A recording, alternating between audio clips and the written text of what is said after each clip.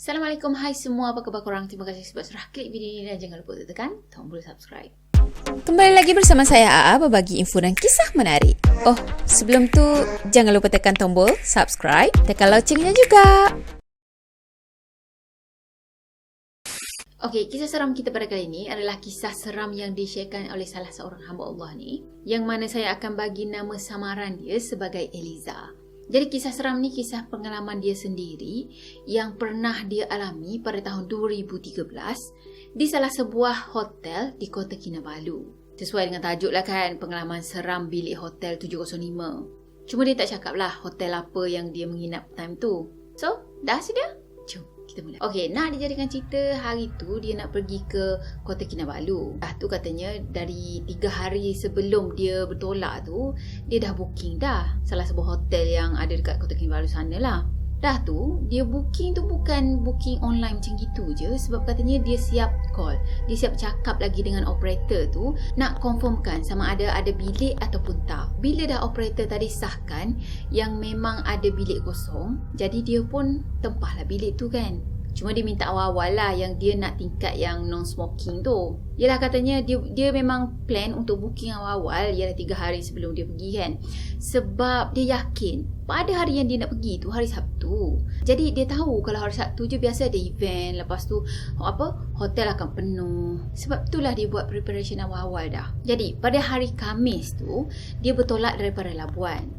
Dan dalam pukul 1.30 petang, dia naik feri daripada Labuan ke Menumbuk. Okey, dah sampai Menumbuk tadi, jam dah menunjukkan pukul 4 petang. So, dah turun daripada feri tadi, dia teruskan perjalanan pergi ke Kota Kinabalu. Katanya dalam pukul 7 malam jugalah baru dia sampai. Sampai tu terus pergi hotel lah untuk check in, untuk tanyakan apa yang dia dah booking tu kan. Bila dah pergi tanya resepsionis tadi, dia orang cakap yang hotel dia orang dah penuh dah, tak boleh nak booking dah. Padahal Eliza ni dah booking awal-awal dah. Jadi dia pun terkejut lah kan, kenapa boleh fully book pula, padahal dia dah terang-terang dah booking awal bilik yang ada kat hotel tu kan. Dah tu dia minta lah untuk semak balik, sebab dia dah call, dia dah tanyakan sama ada bilik kosong ataupun tak. Dia pun dah booking, memang confirm dah booking. Tapi resepsionis tu minta maaf banyak-banyak dan dia cakap yang Eliza tak pernah booking mana-mana bilik dekat hotel diorang. So, tempahan yang dia buat sebelum ni tu tak wujud langsung tau. Masa tu agak marah jugalah Eliza ni kan. Dia marah, dia kecewa. Lepas tu dia fikir, lepas ni memang takkan book lagi bilik dekat hotel ni. Macam tu lah. Jadi masa dia duduk marah-marah, macam kecewa tu, dah tu dengan penat lagi seharian kan berjalan. So dia pun pergilah cari hotel lain, hotel yang ada dekat sekitar Kota Kinabalu sana lah. Dia call hotel A, katanya tak ada kosong. Hotel B tak ada kosong. Hotel C tak ada kosong. Kata banyak jugalah. Dia call hotel-hotel yang ada dekat sekitar situ, tapi semua yang cakap fully book. Masa tu dia pun macam tak ada pilihan lah kan. Dia rasa yalah kecewa sangat dengan apa yang berlaku. Dan lepas tu dia cakap dia pandu kereta, lepas tu pergi pusing-pusing dekat sekitar bandaraya sana, sebab nak pergi tengoklah kok ada lagi hotel bilik hotel yang kosong. Pada masa tu masa dia tengah pandu kereta semua tu, dan dia adalah lintas Bukit Bendera ni. Katanya orang KK mesti tahulah duduk dekat area Bukit Bendera tu. Dekat situ boleh menuju ke Bulatan Nenas yang nak pergi ke lintas. Katanya macam tu lah. Jadi pada masa tu, masa dia lalu tu, dia macam agak terpegun tau tengok satu kawasan ni yang agak meriah dekat situ. Kawasan tu penuh dengan lampu-lampu neon. Lepas tu tempat tu sendiri pun cantik. Jadi dia pun tengoklah jam dekat dashboard kereta dia kan. Jam menunjukkan pukul 10.30 malam pada masa tu. So sedar tak sedar dah lebih 2 jam dah dia duduk meround cari hotel tu. So pada masa tu dia pun nak cuba nasib lah kan. Dia tengok kawasan tu pun cantik. Lepas tu terang benderang. Jadi dia pun masuklah ke kawasan tu. Yelah dia fikir manalah tahu kot-kot ada rezeki dia kan, boleh menginap dekat situ, ada hotel ke apa. Jadi dia masuk kawasan situ, dia ronda dan last kali dia jumpa juga sebuah hotel ni.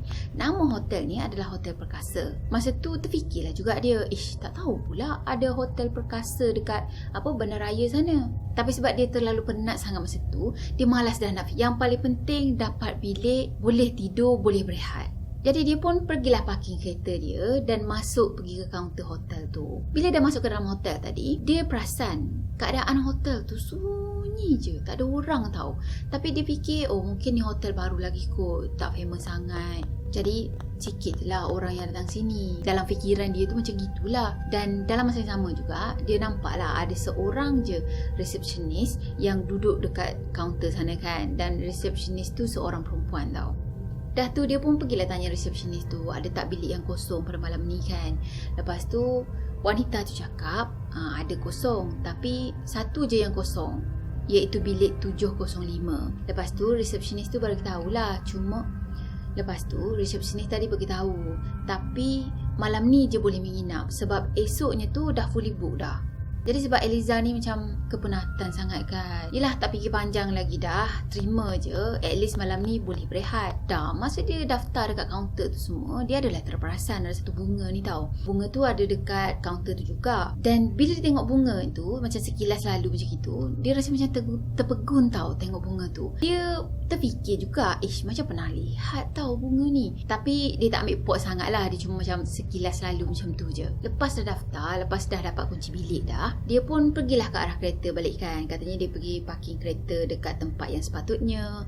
Lepas tu dia ambil barang-barang dia daripada bonet, baju semua kan. Dan pada masa tu dia tercium satu bau yang sangat wangi tau. Dah tu dia macam toleh lah kanan kiri, macam mencari lah kan daripada mana sumber bau wangi tu. Masa tu lah baru dia terperasan yang bunga yang sama yang ada dekat kaunter tadi, ada diorang tanam dekat dengan tempat parking tu semua. Lepas tu dia fikir, oh mungkin bau wangi tu tercium daripada bunga-bunga ni semualah. Dah, dia pun keluarkan bagnya. Lepas tu pergi masuk dalam hotel, naik lift untuk ke bilik dia. Masa dia naik lift tu, masa dia ada dekat dalam lift tu kan, bau harum bunga yang dia cium tadi makin kuat tau. Dia pelik sebab dalam lift tu bukannya ada pun bunga-bunga tu semua kan. Tapi macam mana boleh tercium bau yang sangat kuat tu. Tapi dia abaikan je sebab tak nak fikir panjang. Dan dia pergi ke arah bilik dia. Bila dia buka je pintu bilik, sekali lagi dia tercium bau bunga yang sama. Dan kali ni dia tengok bunga-bunga tu semua ditabur dekat atas tilam dia tau. Tapi dia tak fikir pelik pada masa tu. Dia tak adalah fikir, creepynya macam tu kan. Bukannya request pun. Biasa kan orang nak honeymoon ke apa, yang dia request dia bayar lebih. Lepas tu boleh lah letak love lah. Tapi itu bunga rose. Ini dia tak request pun tu semua, tapi seolah-olah macam dilayan sebegitu. So dia fikir, oh kreatifnya cara pengurusan hotel ni. Mungkin macam nak tarik lagi ramai pelanggan macam tu lah kan. Macam yang saya cakap tadi, dia memang rasa pelik. Dia rasa pelik dengan setiap apa yang berlaku pada masa tu. Tapi dia biarkan je sebab yelah dia kan dalam keadaan kepenatan. Yang paling penting dia dapat rehat. So dia pun pergilah mandi. Siap-siap mandi semua, dia pergi baring kat katil. Baring tak lama pun tau. Dah tu dia terus tertidur. Masa dia sedap tidur tu, tiba-tiba je dia terkejut. Sebab resepsionis yang ada dekat bawah tadi kejutkan dia tau. So pada masa tu, dengan rasa terkejut, tiba-tiba dia rasa macam marah gila sebab dia fikir resepsionis ni tak jaga privacy tau. Tiba-tiba je boleh masuk dalam bilik dia, lepas tu kejut-kejutkan dia kan. Tanpa kebenaran pula tu. So dia marahlah dengan resepsionis ni. Katanya dia marah tu dengan suara yang agak kasar jugalah. Sampaikan resepsionis tadi dia menangis-nangis sebab kena marah. Lepas tu dia keluar daripada bilik tu, tapi dia keluar dengan perlahan-lahan melalui dinding tau. Bukannya pergi buka pintu macam biasa. Jadi lepas dah perempuan tadi keluar daripada bilik tu, dia pun nak sambung tidur lah kan. Katanya dengan rasa penat lagi, kurang tidur. Lepas buka kepala dia ni rasa macam berat je. So dia pun nak sambung tidur balik kan. Masih nak sambung tidur tu baru macam dia terfikir, macam ada benda yang pelik je yang berlaku sekarang ni. Dah tu dia fikir-fikir balik, macam mana perempuan tadi boleh tembus melalui dinding? Itu bukan perkara yang biasa. Itu luar biasa kan. Dah tu dia pun macam terkejut dengan sendiri. Dia bangun tau. Bila bangun tu, dia tengok jam dekat tangan dia pukul 12.12 pagi. Dah dia pun bangun daripada tidur, pergi ambil wuduk. Dah tu dia pergi semayang, ganti solat yang tertinggal. Satu hal lagi dia fikir, yelah kalau dia pergi sembahyang dia rasa macam lega lah sikit, sebab hati dia masa tu dah rasa macam tak tenang dah. Yelah katanya nak melegakan sikit rasa terkejut tu. Okey, masa dia nak sembahyang tu, masa baru je angkat takbir kan, Allahu Akbar macam tu kan, tiba-tiba je dia dengar ada orang ramai sangat menjerit histeria dekat sekeliling dia tau. Dah tu dia dengar bunyi tu macam dekat je dengan dia. Katanya sangat dekat sampaikan dia rasa macam ada gempa bumi yang berlaku dekat sekeliling dia ni. So masa tu dia pun macam tersentak lah kan, macam terkejut, dan dia berhenti kejap. Dia cuba hadam apa yang berlaku. Lepas tu dia tengok sekeliling dia, dan masa tu dia tak fikir panjang dah, dia terus baca ayat kursi tau. Baca ayat kursi dengan kuat. Dalam masa yang sama juga, makin kuat pula dia dengar bunyi jeritan, lepas tu bunyi mengilai dekat sekeliling dia tau. Masa ni dah tak fikir panjang dah dia, terus pergi kemas-kemas semua barang-barang dia, masukkan dalam beg balik, dah tu keluar daripada bilik tu dan turun ke kaunter. Dalam masa perjalanan dia turun ke kaunter tu semua, jeritan yang dia dengar sebelum ni tak putus-putus tau. Suara tu semua seolah-olah macam ikut dia, dekat je dengan dia. Masa dia sampai dekat kaunter tu, dia tak nampak satu orang pun ada dekat area situ tau. Dah pada masa tu Eliza ni makin panik lah kan. Je macam semua sunyi, tak ada orang langsung, tinggal dia seorang je dekat situ. Jadi pada masa tu dia masuk ke dalam kereta, terus pandu keluar daripada perkarangan kawasan tu. Masa dia dekat dalam kereta, dah pandu kereta nak keluar daripada hotel tu kan, pada masa tu pun jeritan dan juga suara mengilai tu masih lagi ada dekat dengan dia tau. Padahal dia tengah pandu keluar ni, dan katanya dia ambil jalan yang bertentangan daripada jalan masuk ke hotel tu. Tak lama lepas tu, dia nampak dekat sebelah seat dia ni ada resepsionis tadi tengah duduk dekat situ tau. Tapi resepsionis tu dah lain macam sikit, sebab katanya rambut dia tu macam kusut masai, lepas tu tertutup bahagian mukanya ni. Yelah sebab resepsionis tu dia macam agak menunduk macam itu sikit. Pada masa tu lagilah panik Eliza ni kan. Dia panik, sudah apa benda lah pula ni. Dia tahu itu benda lain tu, itu bukan manusia biasa kan. Jadi dia pun bacalah surah-surah apa yang dia ingat kat dalam hati dia. Tak lama lepas tu dia rasa tau, dia rasa lain sikit dengan kereta dia ni. Dia rasa kereta dia sangat berat, padahal dia dah tekan pedal minyak tu dah habis-habis dah. Dan bila dia tekan-tekan pedal minyak tu, tapi macam gerak tak gerak je, dia pun cubalah pandang belakang kan. Masa tu dia tengok dalam cermin pandang belakang tu tau, dia bukan macam palingkan muka macam tu. Masa dia tengok dekat cermin pandang belakang tu, dia nampak dekat seat belakang dia sekarang ni ada penghuni lain tau. Katanya makhluk tu berbadan besar, dah tu berbulu hitam lebat macam tu, matanya tak payah cakap merah menyala, dah tu mulut dia ni pula menyeringai sampaikan nampak taring-taring dia ni semua tau. Dalam masa yang sama juga, Eliza ni tercium ada bau busuk yang dah menyebar dekat dalam kereta dia. Dan suara mengilai, suara mengeram, itu semua dia dengar dengan jelas sangat, ada dekat je dengan dia. Jadi boleh kata resepsionis tadi duduk mengilai-ngilai, dan yang kat belakang tu duduk menderam kasar. Pada masa tu Eliza tadi beristighfar banyak-banyak. Lepas tu dia baca kuat-kuat ayat kursi tau, biar terkeluar satu-satu ayat kursi daripada mulut dia ni Dan sambil-sambil tu dia pun tekanlah pedal minyak juga kan. Walaupun sebenarnya kereta dia ni tak bergerak mana pun. Dah habis baca ayat kursi tadi, penumpang-penumpang yang ada dekat dalam kereta dia ni semua gaib, dan kereta dia sendiri pun dah berjalan dekat atas jalan raya elok je. Pada masa tu dia nampak jalan area situ gelap je, dan juga banyaklah simpang masuk sini. Dan tak lama lepas tu dia sampai juga dekat bulatan Nenas. Jadi dia fikir lebih baik dia pergi berehat dekat masjid dulu. So dia pun pergilah ke masjid sembulan. Dia pergi sana, pergi solat, dah tu pergi berehat dekat sana dulu, tenangkan diri kan. Yelah nak digest apa yang dah berlaku, apa yang dah jadi pada dia pada masa tu. Jadi katanya lepas dah solat tadi, dia pergi duduk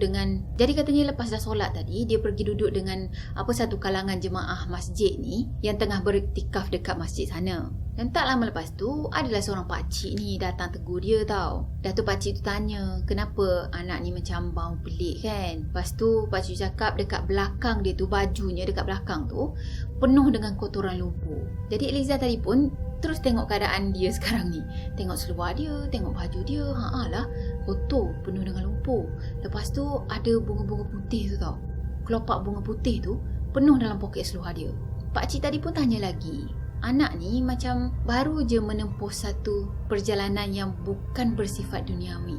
Jadi pakcik tu pun macam tahulah kan yang Eliza ni baru je terserempak ataupun baru je ada pengalaman dengan dunia gaib ni. Jadi masa tu Eliza sendiri pun macam tak tahu nak jawab macam mana. Sebab katanya pada masa yang sama juga sebenarnya ramai jugalah yang ada dekat situ tu yang tengok-tengok ke arah dia tau. Mungkin diorang tu pun macam dengar lah kan yang pakcik ni tegur Eliza ni.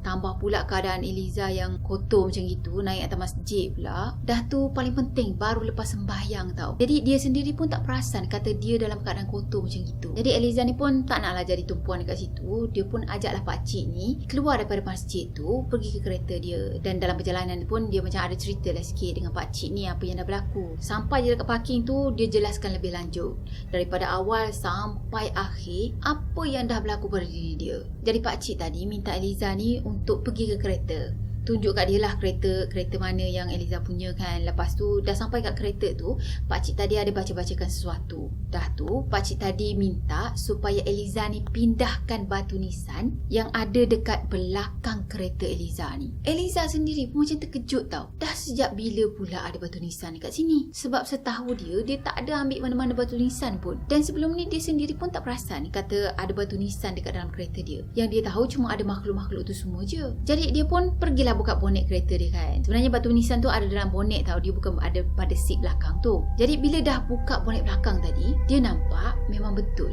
ada satu batu nisan ni yang dah berlumpur macam itu ada dekat sebelah beg pakaian dia. Jadi pada masa tu Eliza ni macam nak tanya sesuatu lah dengan pakcik ni kan, benda yang menghairankan dia. Dan tiba-tiba je pakcik tadi potong pertanyaan dia tau. Dah tu pakcik tadi suruh Eliza ni keluarkan dulu batu nisan yang ada dalam kereta tu.